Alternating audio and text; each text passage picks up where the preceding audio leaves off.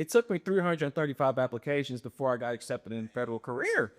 So I took, yeah, I know, right? It's crazy. I think in order for someone to be successful in cyber or just in life, I don't think you should automatically just go to school because school will not answer all of the questions. They won't. They won't get you this job making 250K a year, and a college degree won't as well. But you have to take everything with a grain of salt. You have to approach college with that mindset. From there, I try to let them know how you can look at cybersecurity holistically in a short period time frame. It's almost just like the sports analogies, like preseason, regular season, and then the playoffs. Well, in preseason, I'm letting them know the basics and the foundation. Regular season, you're going to look at Professor Mesmer videos. You're going to look at RMF Academy, the information that you put out there. And we'll talk about that later, which is just excellent. Look, you probably have a Security Plus, maybe even a security clearance, and nobody taught you how to write poems, or how to test a security control, or submit an ATO package. I'm Chris Okpala. A few years ago, I was in your shoes, qualified on paper, but completely lost when it came to RMF. I had a degree, I had the certs, I had the drive, and when somebody said how to test the AC2 control or validate stick binders, I had no clue what that actually looked like. Fast forward 5 years, I worked across DoD and federal agencies, led control assessments, written ATO package, and passed audits. That's why I built RMF Academy, to teach you the real-world execution. They don't cover in certification books. Inside, I'll show you how to write a poem and don't get bashed back. Test and validate security controls. Translate tech jargon. Navigate NIST 853 and RMF with confidence. If you're in IT supporting the government systems or stuck on the edge of cybersecurity, this is your way. The people who go through my training don't just get hired, they hit the ground running because they practice the work before day one. Go to rmfacademy.io and let's get to work. Welcome everybody to another edition of the Tech Woke Podcast. I am your host, Christopher Okpala. I'm an information system security officer inside the GovTech space. And in this podcast, we talk about cybersecurity, tech, and life. And in today's podcast, we're going to talk to a very outstanding gentleman. His name is Antione Searcy. He's an adjunct professor. He's been working in information system security for over 11 years. And it's a pleasure for him to be on this podcast. And without further ado, how you doing, Antoine? How you doing? Thank you for having me, man. No problem. Appreciate it. So I appreciate you coming to me on this Saturday. I know, it's a Saturday night, you could be doing a lot of things, right? Right, exactly. So, but you chose to come on the podcast, and I just want to say I appreciate you for inviting me to American University to speak to the students there. And when I found out you was a professor, teaching at a PWI, again, it's still, no matter what, because people try to say, oh, yeah, but working at a PWI, it's hard to get into those type of schools and teach, and, it's a little different. So I appreciate you for even giving me the opportunity, because I never thought I would even get in that type of place. So I appreciate you. No problem. And you're a regular, man. So thank you for that. But like I told you when we first connected, I was like, I'm a fan of yours. So first of all, thank you for having me here, and as well for coming to the school along with Jeffrey and Osasu. It was excellent. And of course your team too as well. Yeah. So when you came and spoke to the class, it was excellent. I had people following up like, hey, if I want to get a job, will they want you to have like a letter of recommendation for them. But I thought it was good though, because at first you had to warm up, but after a while the students, they were great. Yeah, they were great. Shout out to American University. Shout out for Darius. He came to film, so we're gonna make sure I always give him his props too. So yes, sorry about that. Yes, it was great too as well. Yeah, so Antoine, I know you've been in GRC RMF for a very, very long time, 11 years. You studied, you're getting your doctorates at shout out to UEC. You're getting your doctorates in cybersecurity currently. We just want to just dive into it. Like, it was somebody in RMF and GRC right now. How would somebody? Is this still a good space to be in right now? Yes. Thank you for asking that question. So RMF and GRC is still an excellent field to be in. So GRC, how I look at it, GRC is more of a managerial, strategic plan, partnership type of role, versus RMF, you have the steps 1 through 6 or 7, depending on how you look at it. So RMF is more so it's mandated by the federal government. GRC it's not mandated currently. So it's more intuitive for RMF because it's looking at cybersecurity controls, it's implementing systems, as you know, as a ISSO, it's ATO's authority to operate. So RMF, the RMF space, there's still jobs there. GRC as well too, because GRC, essentially some people think that it might replace it. But, you know, we talk about innovation, what's forthcoming. There might be a possibility that that might happen. But for now, to answer your question, there's still a lot of jobs in the space now, a lot of them. Yeah, because we know it's 2030 and beyond, and you know from being in the space, you know from research, you know things changing.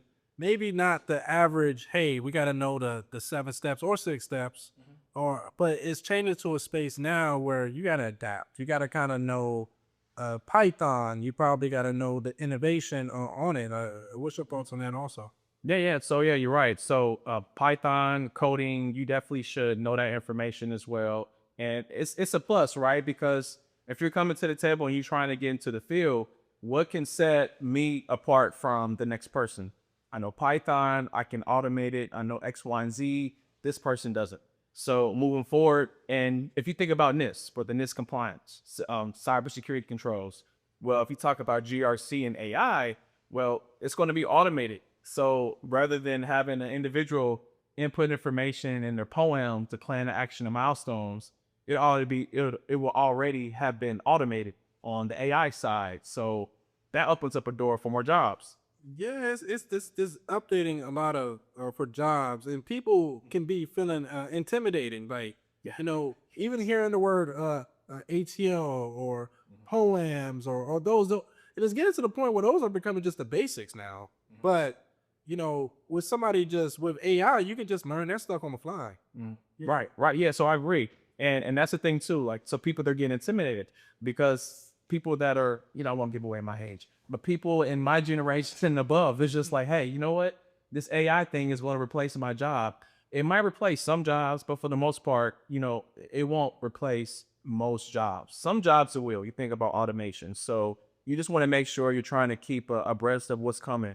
And then just research as well too. There's so many free tools out there, courses out there that help you out, but automation, it's coming, man. It's here. Yeah, you can't be in your house saying everything's witchcraft, like TV witchcraft. You know, what I mean? Well, Punch Card come out. I don't know if you're familiar with that. Hey, witchcraft, you know, but it's something that's is going to happen. Is going to change. With certain agencies now. I know we're both in a federal space, right? So with agencies adapting to this, do you think it's going to be? And I know you're familiar with. Are you familiar with Gen AI? Yes. So that just came out, Boo. So we see agencies that are changing and adapt. I mean, what's your thoughts on that? I think it's great because one thing is that, you know, we've had conversations as well. We talk about innovation, we're talking about AI. We're ready for what's coming next because we understand that we don't have a choice. Like, innovation is going to happen. So there are some agencies that are currently using AI. And I read an article, it was a few weeks ago. It might have been Grok. It was some AI. That's the AI. That's a Twitter one, right? Yeah.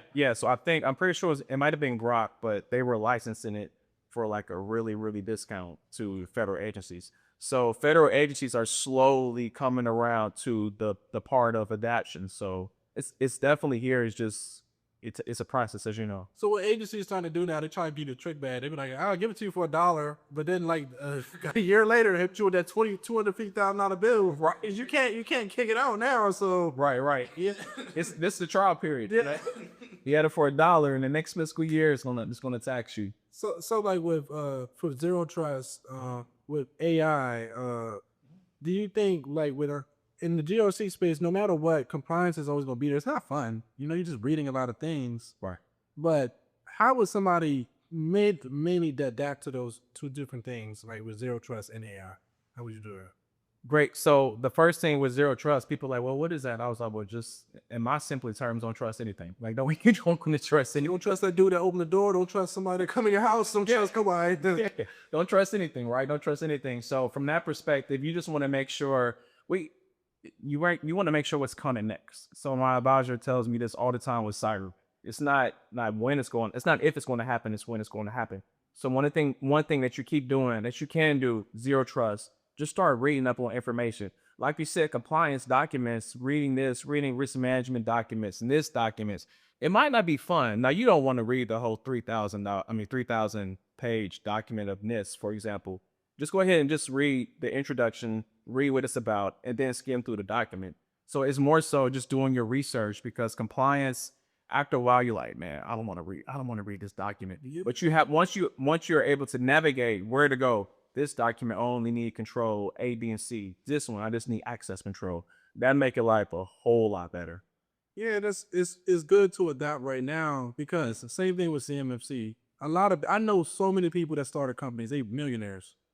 Same thing with this. If you get on it, same thing with quantum. Like, that's another one that's like a couple years down the road. And once they get quantum, they pretty much have sentient or AI sentient at that point. Yeah. Yeah, sure. Because they just figure out where to cool it down. So, but the point I'm trying to make is just, you just got to get on these trends now. Yeah, that's one. And the thing that the audience need to know, and we talk about this is free information. It is. And you take this, there's literally companies paying $5,000 just to teach that. Yeah, you're right. So like you said, quantum, just a quick backstory. So my class at AU, one thing that I want them to do outside of learning secure software development, how can you put X, Y, and Z to place? So they're doing research papers, and one paper was on quantum. And so it's just like they're understanding the next generation, what's coming. So it's just, to me, it's like a great thing, because they already know how to pivot, how to change the mind frame, and how to be ready. But like you said, you want to make sure that you're ahead of the curve and try to get that money. Yeah, you're a great professor, because Thanks, man. I tell this story all the time. My professor maybe make something on Bitcoin, make a paper on Bitcoin. Oh, everything about Bitcoin, everything. And then I was like, well, I'd rather go on vacation than spend money on vacation. And next thing you know, years later, oh, Bitcoin 100,000. I'm like, oh, I'm gonna retire by now in Brazil. Why are you gonna be in Brazil? In Brazil. So I'm like, dang. So I'm gonna always tell the story for the rest of my life. If you do research on it, act on it. Like I said, God would literally put the light in your face. You see this light in our face, Why? It's right there. It's illuminating over this. Yeah, so like with all that going on, I know in the government space now, we're starting to go into agentic AI. We're gonna have the AI is gonna start doing work for you. Is there anything that you're scared about with that? Nah, not really. Because I'm always just trying to prepare myself for what's to come or what's out there. But I'm not scared per se, but I want to tap into the AI. So like you said, I can kind of, monetize off of stuff. But I just like reading in general about things that are coming, things are happening. And years ago, I didn't know about Bitcoin. Man, I'm sorry for your loss, man. You should have. I'd be crying about that. Well, not crying literally. You should have though, man. Yeah, I know. Well, what year was this? I'm retired by now. Yeah, there was just like when I do my master's, I think 2017, 2018. I know so much about Bitcoin. Like I know the capabilities of the future. It's going to get to the point the dollar's not going to be worth anything. Right. Yeah. Even if it's not that, it's going to be some type of crypto, straight up. So yeah. Oh man, so I didn't mean to bring that up. Sorry, I just thought about, but that's cool. It's always going to be something else. Not like that though. But no, not like that though. Man. All right, let me get back focused. All right, let me get back. What was the question again? So with agentic AI and using it to create robots and things to do the jobs in the government space, do you think it would happen? And then two, like how would you utilize it? And are you worried about it? So I am worried about it, just from the sense of just unknown, but I'm also excited at the same time, because kind of like I mentioned, I want to make sure that whatever technologies that are out there, from my due diligence, that I'm kind of already ahead of the curveball. But when you start talking about robotics and things of that nature, it's a little bit creepy, because I don't want to come into the office and there used to be, let's just say Standy, for example, sitting next to me. And then I come in and it's a robot right there. I'm just like, man, what is my life coming to? But to me, it's just innovation. And I guess that's the one thing I keep pushing to even my students, like innovation is coming. So AI, I think of the AI bubble years ago to the cybersecurity bubble. Now AI is a different animal, a different beast, but just in terms of impact. Because I remember when the cybersecurity, when it came to bubble, everyone was cyber this, cyber that, which was great, which was cool. The AI is a different animal, because, AI is machine learning. So you can have a Gen AI system that's biased. and it's giving you information off of this system that's biased versus this system might have all the factual information, it's non-biased. So it just depends on what AI system you use. I'm worried about it because in the government space, you know, like you're working with government people, so they can put all types of information, like you said, the biases, the saying, "Hey, this is not a good worker because of this," and it's gonna build it on. Like we mess up AI, to be honest with you. Yeah, because we feed it the data, right? You feed it the data, so it's just like it's getting the information from us. Can we get mad? It's like if you have a kid and you teach your kid these certain things, and they come out and turn to like if you teach your kid like, "Hey, you gotta use violence, right, and to do everything." If they become a serial killer or something in the future, is that really on? Is that really on the kid? Is really on what fed them the information? So Right, they're gonna come out swinging. Literally coming out swinging. It couldn't come. But with AI, and I know from you doing a lot of research, somebody that's doing cybersecurity, how would you teach them to kind of learn about it, or how would you go about learning about it? So the first thing I would do as it pertains to learning AI is of course, I would go to the internet. Yeah, Google. I would use AI tool. I would use numerous AI tools because I would kind of do a compare and contrast just to see what information is out there. And I would use it on something that I already know about. Like I would already have my facts. So I would go, I'm a big Buckeyes fan. I'm from Ohio. Yeah, I'm a Buckeye. I'm from Ohio.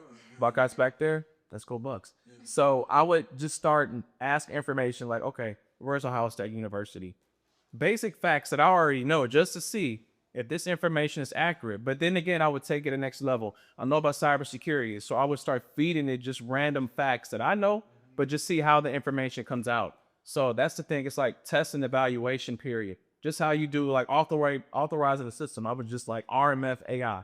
So I would take it, I would look at the system, I would categorize the system, and I would go through steps A all the way through Z just to see if the information is accurate. Yeah, because you and me, when I say, for example, RMF, I feed it so much information, but sometimes even now and then it gives me all junky information about the steps of the RMF process. Or certain things. I do like how it gives you images and things like that, but you just got to be very careful and just verify everything you. Like, even if I put on an article, I say, is this accurate? You know, sometimes, or be unbiased. So you got to make sure you're verifying it. Also, too, I think Google has like if you really want to learn from the white papers and things, like Google, it was a Google Scholar or something like that. You can learn the information like that. Even YouTube, I'm watching the podcast, but Yeah. a lot of people are intimidated in the government space about AI a little bit. They like, oh, it can't do this, it can't do that. Those are the people that could get left behind, man.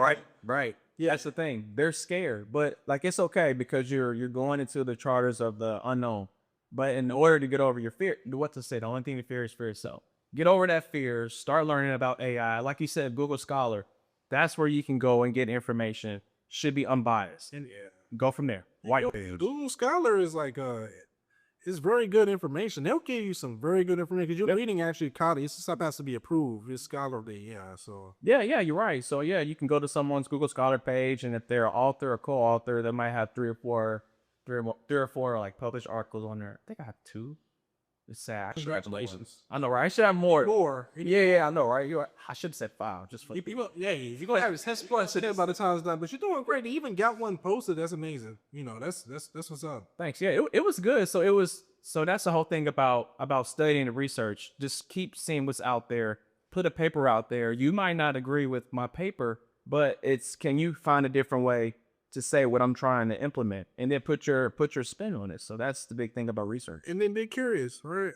You know, sometimes be curious and go down the rabbit hole. Who created football? Who created NFL? The same way we do that, we can do the same thing with AI. Yeah, Clayton Neville's advocate. I want to see if this is true or not. So yeah, because I talked to so many people about the positive, but it's just the negatives on AI. I mean, what's your thoughts on the negatives though? I try to. I'm a very optimistic type of person, so I try to take everything with a grain of salt because I do know from doing research is like we mentioned before, the data that you put into AI, because it's a machine learning tool, it's going to spit that out. So I try to get information from more than one. So Claude, Grok, Copilot, Gemini. I survey the landscape to see like, what are you saying? Like, you know what? I'm like, hey, do I really have a hairline? You know what I'm saying? What do you got to say? And I just survey the landscape and I go from there. I'm losing mine slowly. I think I got like a couple more years, and hopefully you good. I'm gonna just shave it down at some point. You got it, man. You got it, man. Yeah, man. I'm hanging in these. And we hanging in there, man. So, okay. Nah, I understand. Nah, I got you. We hanging.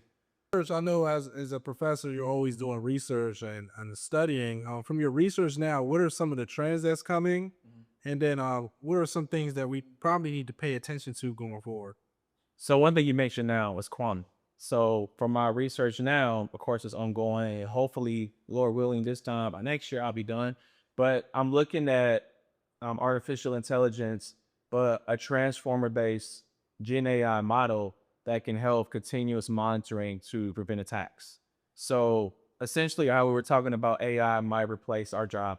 Well, some jobs, I think it's cool to have AI replace humans because if you're looking at automation tools, there might be something that the human eye might not catch. Talking about continuous monitoring, well, this AI tool, it's like that. It's a speeding image of us, but it's more efficient, more effectively.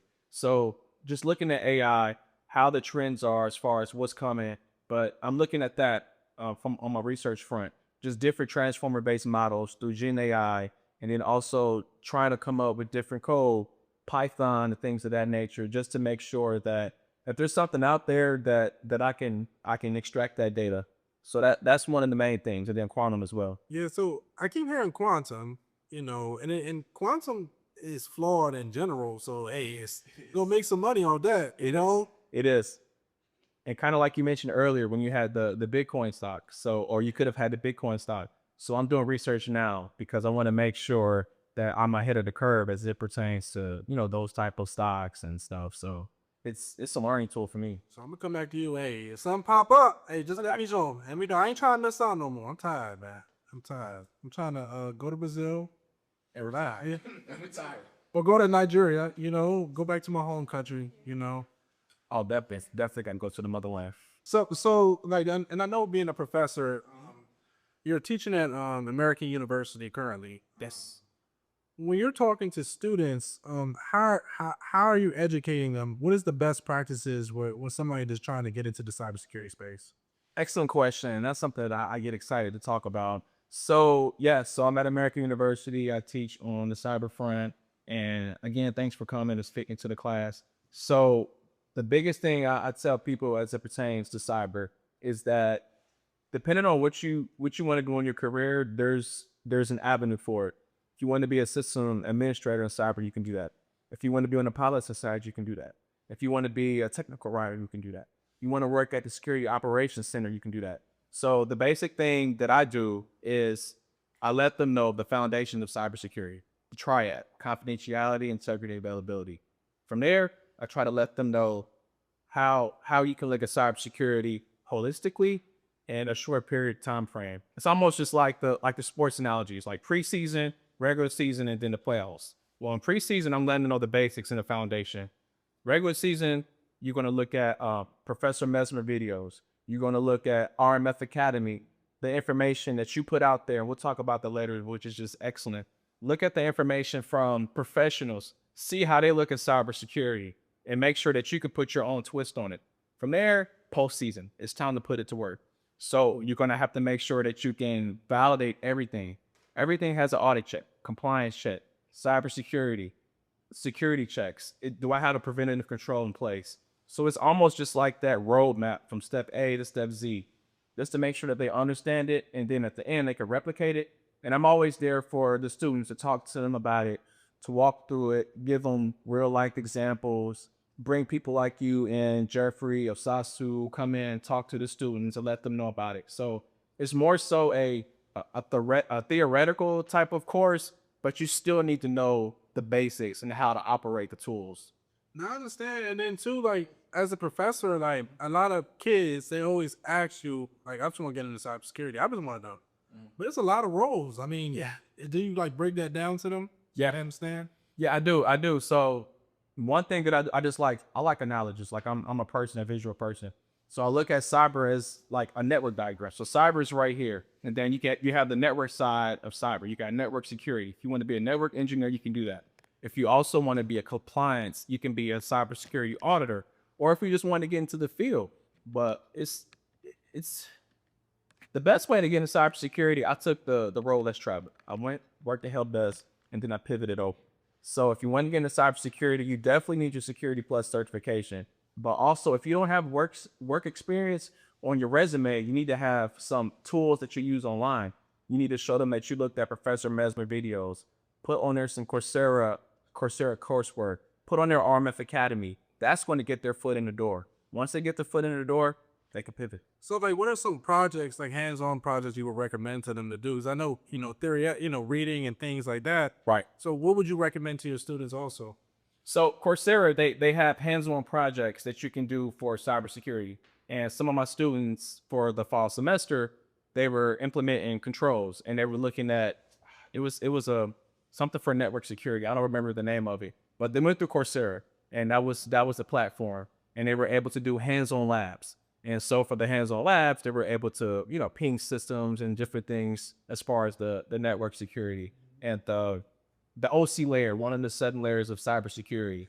So there's a lot of tools out there that are free that they can use. But a lot of people, and that's why I said just free. The people don't like free. They think you got to just either people, and it's to the point people think you can buy yourself into a career now. But it's not going to happen. The people I know that done the best, of course, they take courses, but you got to kind of brute force it. I mean, True.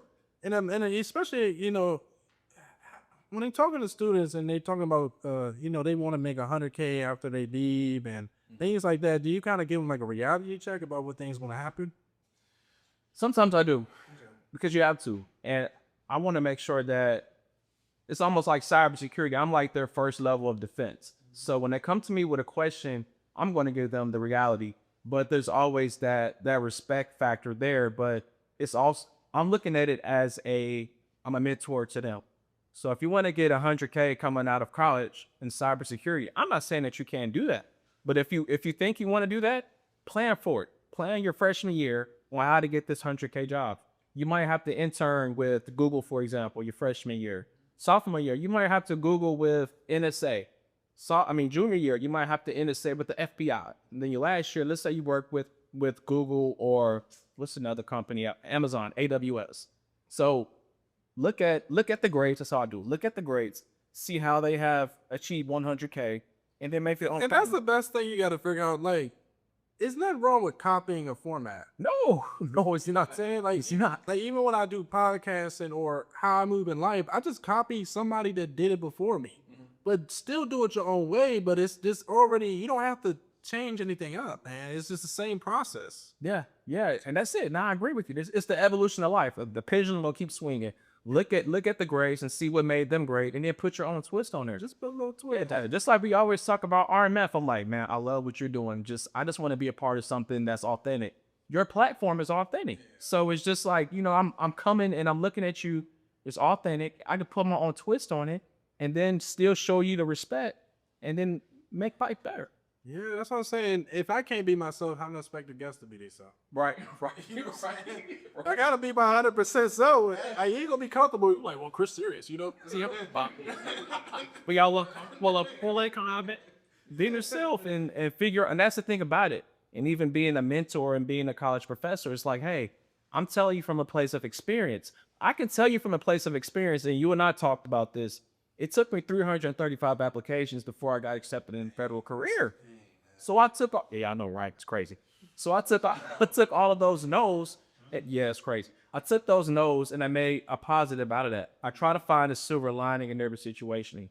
I was reading the comments, the emails that I was receiving.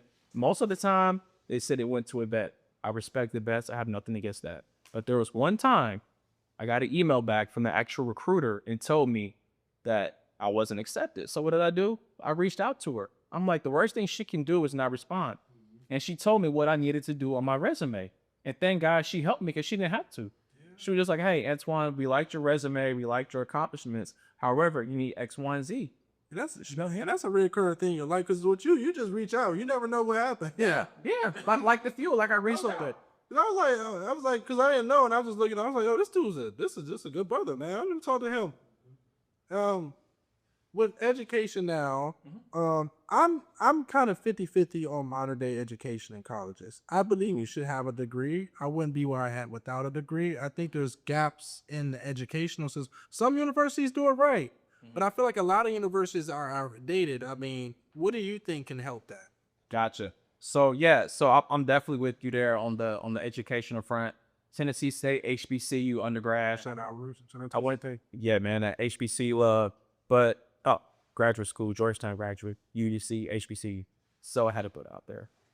Yeah, HBCU. I think in order for someone to be successful in cyber or just in life, I don't think you should automatically just go to school, because school would not answer all of the questions. They won't. They won't get you this job making $250K a year, and a college degree won't as well. But you have to take everything with a grain of salt. You have to approach college with that mindset that, hey, I might not get this job, but I'm gonna meet Chris. He has RMF Academy, and Chris might know someone that can open the door for me, so I can get that 100K job that I've been wanting since my freshman year.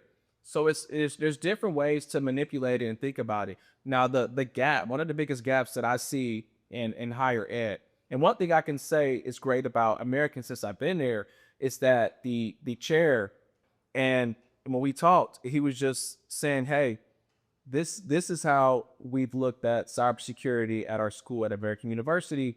I want you to come in, and almost like full autonomy. He didn't say it per se, but he gave me full autonomy to teach the class how I wanted to.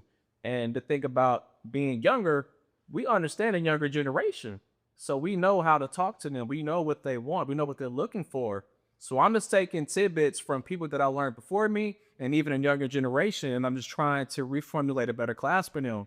Because like you said, you don't need to go to school to be in cyber, but there might be a company that want to see that degree. And if you don't have that degree, it's like, man. And then another thing too, some professors, not saying you or anybody else, they view sometimes students as competition. So they, like, I didn't even know about a class in college, or how to properly navigate, or, and again, college doesn't really teach you how to be. Once you get in the field, that's a different beast, man. But yeah, I know you prepare them, but my main question is like, how is it? With professors also, having to have a job in the field and then not getting them the proper information, do you think college should be more of a mentorship for students to get into the field?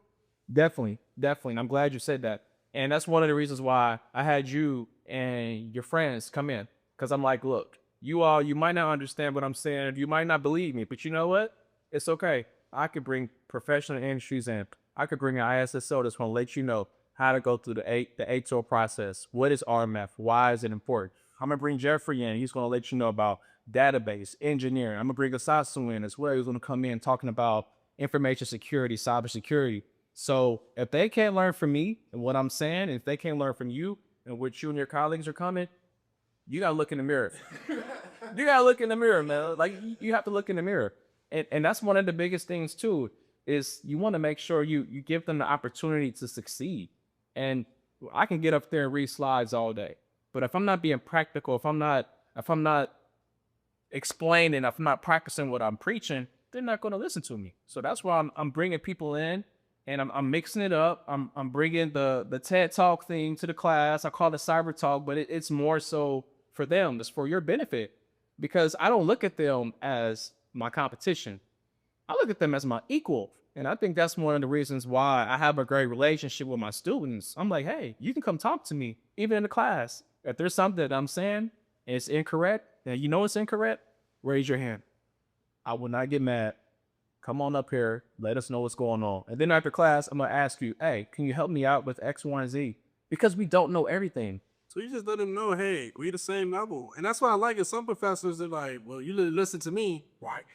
They say that. So, and then I'm like, oh, okay. So it can help and it can, but I like how you take a different round talking to the students and building a rapport with them so they can know what it is. But again, there was this pastor I was listening to at a church, and he had different things on. He had like I think he had a mole, had a cap on. He was looking crazy, and he was walking by people just saying, hey, you look crazy, you look crazy. But sometimes, like you were just saying, like if you give them all the information, at some point, you look crazy. You need to look yourself in the mirror and take all that stuff off. You figure Right.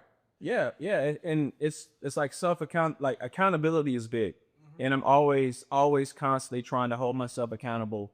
And prior to the lessons, I'm thinking like, hey, are the students going to understand this? And there's times I'm surveying the classroom and I'm like, oh man, my message did not resonate with this student. But it's okay. Let me go ahead and send this student an email and say, hey, is there anything that you need? Can I provide assistance to you? I say that every class. If there's something that is not resonating for me, just let me know. Because closed mouths don't get fed. If you're not telling me what's going on, I'm not a mind reader. I'm not Miss Cleo. You know, but you can't read your mind. Help me out. So that's the thing. Just help me. So back to kind of like the education system, especially higher ed. I see that some universities are starting to advocate with putting a security fuss or like adding that to the degree program. And what's your thoughts on that? I love it. I love it. Kind of like how we were talking about earlier. My hypothetical roadmap to cybersecurity. At the end of the roadmap or your degree, if you want a security plus, your first 30 days or your first 10 or 15 days, what's required to get the security plus? Here's the outline. How can I implement it? After I implement it, can I put it in place? So I think that's excellent. And to your point about Security Plus, the class I'm teaching in the spring, we're going straight from the Security Plus outline. Yeah, it's great because I want them to be able to go take the exam after the class. And then if they want an internship, say, hey, here's my Security Plus cert. Can you accept me as an intern? So I think it's great because you want to implement what the industry is requiring, because if not, then why am I paying all this money to come down and sit down to listen to a lecturer that's not being truthful? So that's what I try to do, man. I'm truthful to my students. Yeah, because it's the same way like with business professors trying to teach you how to make money. I'm like, man, I don't think y'all ever did it. No money, bro. I think I've learned more on YouTube, but I get what you said. Right. They're up there broke and they can tell you how to, Yeah, you got $100,000 in debt just like me. And I'm like, can you help me? That's why I like what I teach is like I literally still work in the fields. Can't tell me. I don't know what I'm talking about. Yeah, and like in the RMF Academy. So what you're doing, like I said, is authentic. So we can look from experience to say, oh, you know exactly what he's talking about. And like I told you earlier before our conversation, I'm like, hey, listen, I took a risk management framework training back in the day. It was $38.50, for example. That's for non-GSA employees. Yeah. The data, the information that you're putting out, for example, it's called zero. Yeah. So it's just like you see your worth and you see how important you are. So it's just like you might need me as a professor, but we need you. We need more people like you to help the ecosystem out. I'm blushing, man. I'm over here blushing, thinking. No, I mean, but I'm serious. It's because it's the truth. And we, like the first time we ever talked, and I was like, hey, let's just have a conversation. Man, we were on the phone like we knew each other for I mean, when we first talked, man, we was on that joint like this week. I think we the same people at this point, man. I was like, man, we on there talking like we cousins. But it's the thing about it is that when you meet genuine people, you want to replicate that. So I'm just like, man, what you're doing, the RMF Academy, man, I almost paid. Well, I didn't pay it. My job almost paid $4,000 for me to go to that training. They could have gave it to you. I could have got it for the discount. Hey, come check me out. They got to put it on. But no, but serious though, man. Serious. It's important. So that's why I figure students, what is one thing they can misunderstand about cybersecurity? Like, what's the biggest misunderstanding? I think the biggest misunderstanding that students have is that a certification will get you the job. A certification will not get you the job. You need to be able to put on your resume that you had training in order to get that certification. You can't just say, here's my cert, let me get a job. You want to make sure that you're able to explain the steps that you took in detail, what you did, what it entailed, how you went, almost like telling your story. That's basically what it is. You want to be able to tell your story to help you to get the job. And that's one of the biggest misconceptions. Because I didn't know this. Maybe you know this, that, or you've heard about it. There's some certs that you can just pay and you can get. I know. I'm like, what? I know. They hit you up on LinkedIn. They be like, I can get you these certs. And you pay $1,000, but they put malware on your computer and, you know. I didn't know that. Yeah. So one of my students told me that. So I was like, hey, come up to the front of the class. Let us know what you have. Almost like, let us know. Give us your white page, your white story. But anyway, sorry to go on a tangent. That's one misconception is that any cert will get you the job. It might get you a call back, but you want to make you can do it. Yes, they're gonna call you back. Masters couldn't even get me a job. I have a master's degree in literally more digital forensics, but it's the same as cyber. But You do have visual forensics. That's a hatred too. I forgot about that. yeah, so like you were saying, like a cert, even if you're paid for it, it's not gonna guarantee you anything. Yeah, it's not. But like you said, they might call you back. But other than that, or they might ask you a question. They might say, hey, we're talking about cybersecurity. What's the cybersecurity triad? Or what's the foundation of cyber? And you're like, oh, yeah. Like, you don't know that, but you have this security plus? You don't know it's the triangle? You don't know it's CIS? That's the basis. Yeah, and that's what happens in these interviews. They test you. They want to make sure that you have it. If you don't have it, they're like, all right, whatever. Someone got that cert, or you only studied to get that cert. So that's big. That's one, I guess, big misconception is that a cert will get you a job. It won't get you a job. Okay, so like I know you've been almost 13 years in your career. What's one thing that you would want to stress to the audience that's trying to get into just cybersecurity as a whole? One thing I would stress to the audience is that there's still a lot of open jobs in cybersecurity. So study, look at information that's readily available to you, that's free. Another thing too, try to find a mentor. Try to find someone in that field that you can see yourself in that position. You can find someone that you could talk to and they can tell you, hey, this is how I achieved this cert, but also this is how I was able to go through the system and get the job. So just like open your mouth, ask for help, ask for assistance. So that's one of the biggest things. And of course you have to have the willpower to want to do it. And if you was talking to somebody that's feeling stuck, I talk to a lot of people that feel stuck. Like Yeah. I was stuck at one point. I was applying to a lot of jobs. I don't even know how many jobs I applied for, and I just kept getting no, no, no. What would you tell to that student? So did you apply for 335? Did you get that many no's? I got so many no's. I just woke up and just like it just was bad. I was depressed, man. I was just like no, no, no. I was like, man, that's why I could do anything at this point. I've been told no more. Maybe probably like thousands of times at this point, man. So, Yeah. So that's the thing, though. I mean, I'm asking because that's the thing is that you have to get comfortable to a certain extent with rejection, because once you're able to get comfortable with rejection, okay, what do I need to do differently to get a yes on this job application? So do I need to study more? Do I need to alter my resume more? Do I need to talk to a recruiter that might know someone that can help me bridge the gap? So it's almost just like you have to go through these hoops in order to get to where you want to go. But you have to think of the end result. So if you want to get the job, go through extreme measures to get that job. yeah, you gotta go extreme. I didn't interview the top of the top in the tech industry, and from talking to them, I'm just keep hearing the same thing. Like they by any means necessary. So for them to get to the six figures, to them, even them, they still. Some of the people that I talk to on this podcast, like you have no idea how much they were. They be up all night. You know, I'm surprised they ain't losing their hair like me. You know, So, man, you still got it, man. You still got it. I don't got nothing to say. What's your, got nothing to say about the hair. You know, I'm living. gotcha. Nah, okay, but okay. So, if you were gonna restart your career in 2026, and what would you do? If I wasn't going to restart my career, I know it might sound different. I would go on the same journey that I've already have. Why you say that? Because had I not received 335 no's, I wouldn't be in this position that I am now. No, I love that. So you do it all again. I would do it all over again, because I don't look at life as having bad experiences. It's just what you take from it. So again, all those no's, man, I was disappointed, but it lit a fire in me. I'm like, you know what? I became obsessed with trying to figure out how can I get this job. Once someone told me what I needed to do, I was like, oh, that's all I need to do? Let me go ahead and get this cert. And I'm serious, and I can show you the proof. In the 12-month span, I got Security Plus, I got CCNA, I got ITIL V3, it was MCP, and it was like 5 or 6 certs. But she told me, if you want to get the job for this position that you want, you need those certs.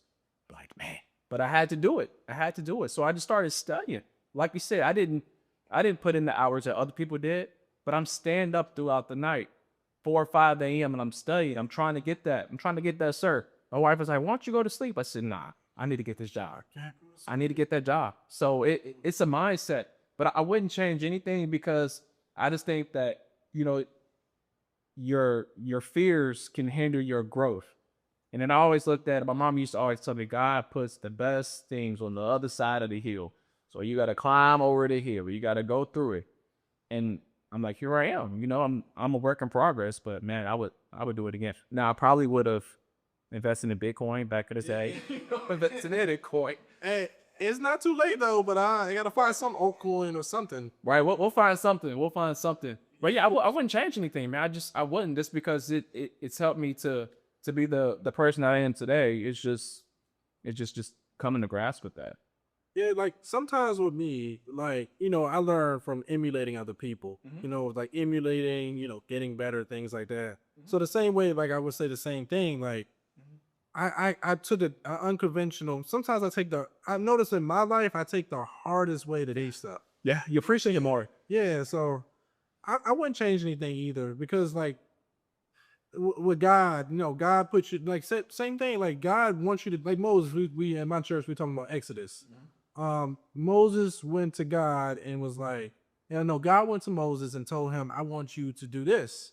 And Moses coming to every excuse, like, hey, what if they don't believe me? And it got to the point where he literally said, hey, I'm not the one. And he just told me, I am, bro. You're going to go do this. You know what I'm saying? But the point is, he knew what he could have became. So I would still keep taking the same journey that I'm on also. So, you know what I'm saying? Yeah, you never know where you're going to go. Who would have thought I'd be interviewing people in cybersecurity, in tech?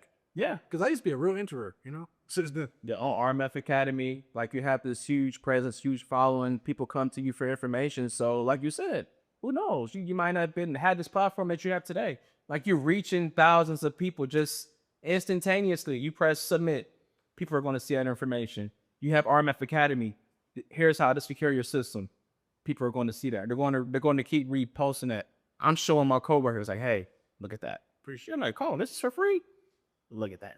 Like, what did I say? Look at that. So yeah. But I like the analogy too, because like you said, you brought Moses and God, and also, like my mom said too as well, God puts the best things on the other side of the hill. Yeah. I'm like, man, I gotta climb this hill. There's something over there. I gotta climb this hill.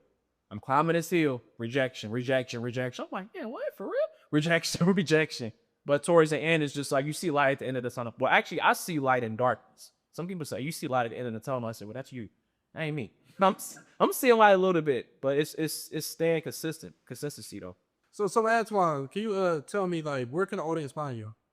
So I'm on LinkedIn, and I'm very active on that. And I can thank you for that, because I'm trying to build up my personal brand and just let people know, if you want to talk to me about researching any information, I'm there on LinkedIn. I have my Google Scholar page as well, and I'll have more journals that are forthcoming in the future as well. So LinkedIn and Google Scholar are the best places to find me, and I do respond. Yeah, and make sure you check him out. You know, he responds, he give you the information, and if you want to talk to him, and you know, just reach out to Antoine on LinkedIn. He's a good resource, and he truly cares about everybody when it comes to cybersecurity. Thank you. Yeah. So, what is one thing you want to leave the audience with? It can be a quote, you can be a one-liner, but you know, just keep in mind the audience is just trying to get into cyber or already in cyber, and they just want to stay motivated to keep going. So what I would tell people is stay focused. So whatever the case may be, you want to get in cybersecurity, you want to get in artificial intelligence, you want to be a network engineer, figure out what your end goal is. And from there, come up with an action plan. And like I mentioned before, it's almost like the 3 seasons. The preseason, you figure it out. The regular season, you working through some stuff. You might get some kinks or some losses, but you're ready. Then after that, postseason. And another thing too as well, I'm a big person on quotes. I'm paraphrasing the quote.